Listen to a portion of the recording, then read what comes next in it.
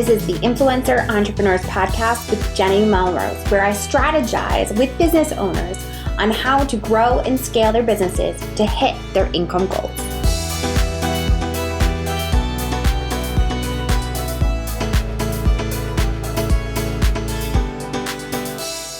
This is episode 360 of the Influencer Entrepreneurs Podcast with Jenny Melrose.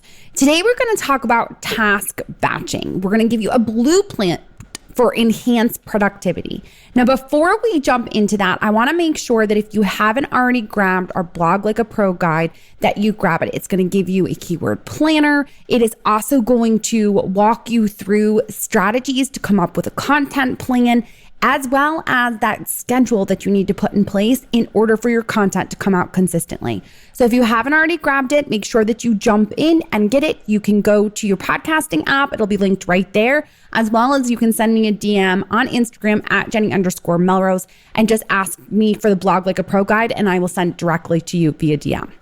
All right, so let's talk about task batching. What exactly is it? When you are task batching, you are putting together things that you are doing within your business or even within your life that are similar and using similar parts of your brain as well as similar parts of the energy that are going to be able to help you improve your productivity. It is different than multitasking. When we multitask, we jump from task to task. You might be writing an email, then all of a sudden you're answering a DM on Instagram. You're using different parts of your brain in order to do that, as well as you are obviously changing the software that you are using in order to do that. When you are task batching, you are staying within the software, within the task that you are working on at hand.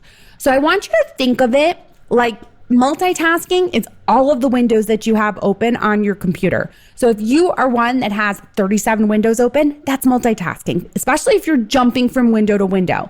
If you are task batching, you are within one window and just geared towards completing that task within a specific block of time. Okay, so let's talk a little bit about the types of tasks that are well suited for batching. When you are looking to batch, you want to use repetitive, routine, and data-related tasks that you can get done.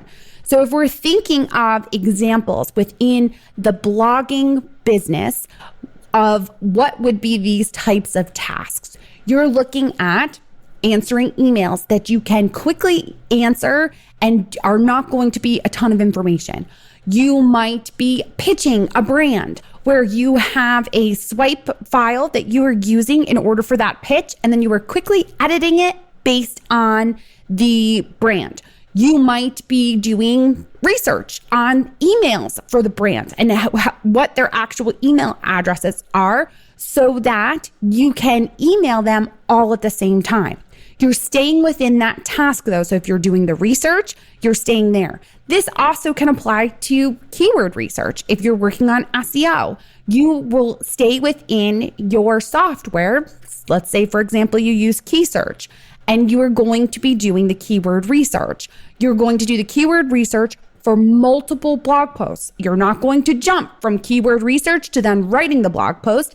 Instead, you're going to have a system down in place in which you do your keyword research and what goes into that.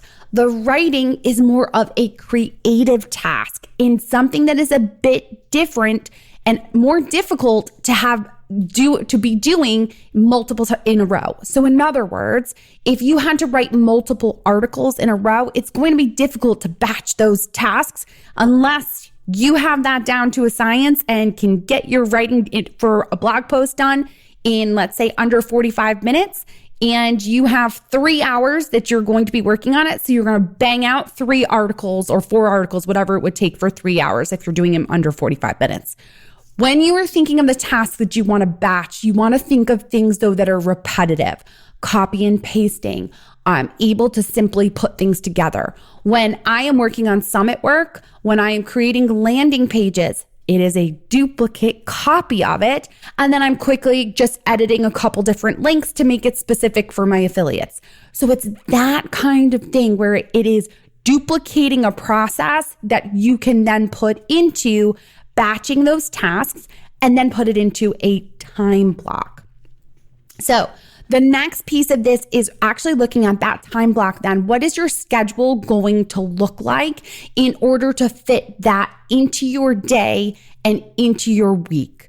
So when you're looking at your calendar, it's this idea of looking at blocks of time in which you can put the tasks that you have batched together into those time blocks. You're giving specific amounts of time for it. So if you want to be able to give yourself 2 hours in order to go through and do all your keyword research, and then the next batch task is going to be to outline all of those articles that you have done the keyword research for, then that would be your time block.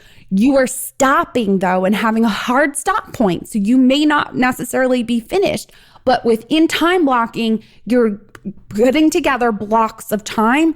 And you also want to make sure that those blocks of time take into consideration having lunch, taking 15 minutes to stop to be able to get your brain back to a place of where you can move on to a new set of tasks that you need to batch.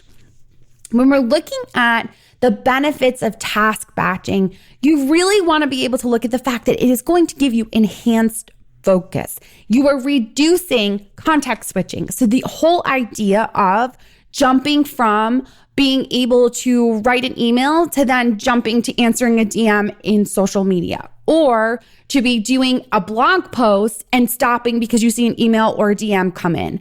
You are interrupting your train of thought and the focus that you have on writing that article when all of a sudden you stop because you see an email or you see a DM come in. That is where you end up context switching, and it's going to impact the way in which you are able to have your focus. Task batching also gives you improved time management, because now when you are task batching, you have time blocked. You have set up a schedule for yourself in which you expect to get certain tasks done within that time. And when you look at your calendar, you first want to take a look at task batching in your calendar with the blocks of time that you already have to take care of things. So some of you may have to run your kids to school, or you may have to pick them up. You may have a hard stop point. You may have appointments, a dentist appointment maybe during the afternoon, during your work day. Those go in first. Anything that you have to be doing, you have a call with a client, you have a call with potentially doing a training, whatever the specifics of your day look like as far as appointments, those go in first. And then you go through and create these time blocks that are having everything batched together based on task, so that you can make sure that you are getting those done. One of the things that you also want to be doing when you are creating this calendar for yourself for the week is you want to take into thought the idea that you're probably going to have some unexpected tasks that are going to come up. You're going to have an email come through that may seem like a fire that needs to be put out.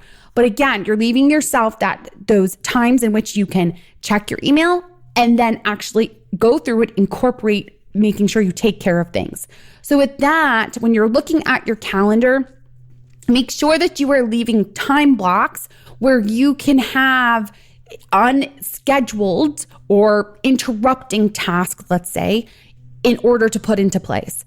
This is also a good spot to be able to use. A lot of people would leave their Fridays for having their afternoons so that it's not necessarily specific to a task, but instead it's kind of the leftover. So that if one of your batch tasks, say on Tuesday for doing keyword research, was interrupted because you had to go pick up a sick kid at school, now you can take that Tuesday keyword research time block and flip it over to Friday.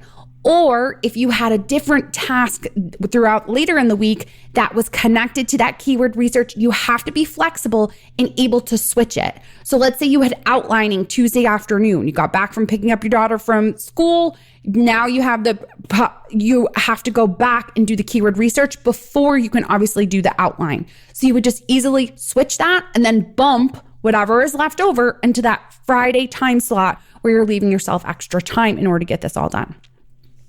Batching your tasks can absolutely help you with your productivity. It is going to give you an opportunity to really have a productivity strategy in place and system in place for yourself where you're going to be able to get more done in less time because you're not switching so many different tasks when you are taking a look at this. All right, you guys.